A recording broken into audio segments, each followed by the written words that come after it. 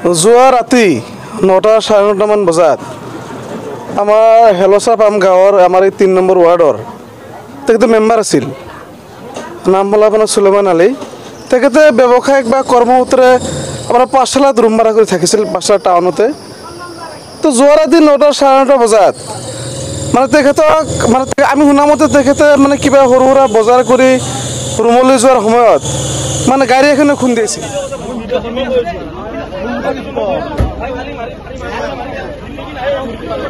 নিশা বজাৰ কৰিবলৈ গৈ পথ দুৰ্ঘটনাত নিহত প্ৰাক্তন ৱাৰ্ড সদস্য। পাঠশালাত নিশা সংঘটিত হোৱা পথ দুৰ্ঘটনাত নিহত প্ৰাক্তন ৱাৰ্ড সদস্য। দক্ষিণ পাকা গাঁও পঞ্চায়তৰ প্ৰাক্তন ৱাৰ্ড সদস্য সুলেমান আলীৰ মৃত্যু। বুধবাৰে নিশা বজালী পাঠশালা চহৰত সংঘটিত হয় এক ভয়ংকৰ পথ দুৰ্ঘটনা। নিশা প্ৰায় 9:30 সংঘটিত হোৱা পথ দুৰ্ঘটনাত থিতাতে নিহত হয় বৰপেটা জিলাৰ সৰুক্ষেত্ৰী সমষ্টিৰ অন্তৰ্গত হেলচাৰ পাম গাঁৱৰ প্ৰাক্তন ৱাৰ্ড সদস্য সুলেমান আলী। সৰুক্ষেত্ৰী সমষ্টিৰ 43 নং দক্ষিণ পাকা গাঁও পঞ্চায়তৰ 3 নং ৱাৰ্ডৰ প্ৰাক্তন সদস্য সুলেমান আলীৰ মৃত্যুত অঞ্চলজুৰি শোকৰ ছাপ পৰিছে। জানিব পৰা মতে প্ৰাক্তন ৱাৰ্ড সদস্য সুলেমান আলীয়ে বজাৰ কৰি ভাড়াঘৰ অভিমুখে আহি থকাৰ সময়ত সংঘটিত হয় উক্ত পথ দুৰ্ঘটনা। পিছত আৰক্ষী ঘটনাস্থলীত উপস্থিত হৈ মৃতদেহ উদ্ধাৰ কৰি মৰণোত্তৰ পৰীক্ষাৰ বাবে বৰপেটাৰ ফকৰুদ্দিন আলী আহমেদ চিকিৎসা মহাবিদ্যালয় হাস্পতাললৈ প্ৰেৰণ কৰে।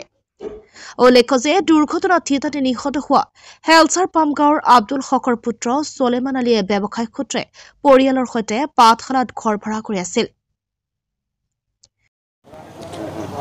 যোৱা ৰাতি 9টা 9:30 মান বজাত আমাৰ হেলচা পাম গাঁৱৰ আমাৰ এই 3 নম্বৰ ৱাৰ্ডৰ তেখেতে মেম্বাৰ আছিল নাম হ'ল আপোনাৰ সুলেমান আলী। তেখেতে ব্যৱসায়িক বা কৰ্মসূত্ৰে আমাৰ পাঠশালাত ৰুম ভাড়া কৰি থাকিছিল পাঠশালা টাউনতে। তো যোৱা ৰাতি 9টা 9:30 বজাত মানে তেখেতক মানে আমি শুনামতে তেখেতে মানে কিবা সৰু সুৰা বজাৰ কৰি ৰুমলৈ যোৱাৰ সময়ত মানে গাড়ী এখনে খুন্দিছিল আৰু সেই খুন্দাৰ লগাৰ ফলত আপোনাৰ ঘটনাস্থলীতে মানুহজনৰ মৃত্যু হৈছে। আমি জানিব পাৰিছোঁ, আমি শুনিছোঁ যে কোনোবা বিলাসী গাড়ী বা মানে তেনেকুৱা ধৰণৰ গাড়ীয়ে খোজকাঢ়ি গৈ থকা অৱস্থাত মানে খুন্দাইছিল।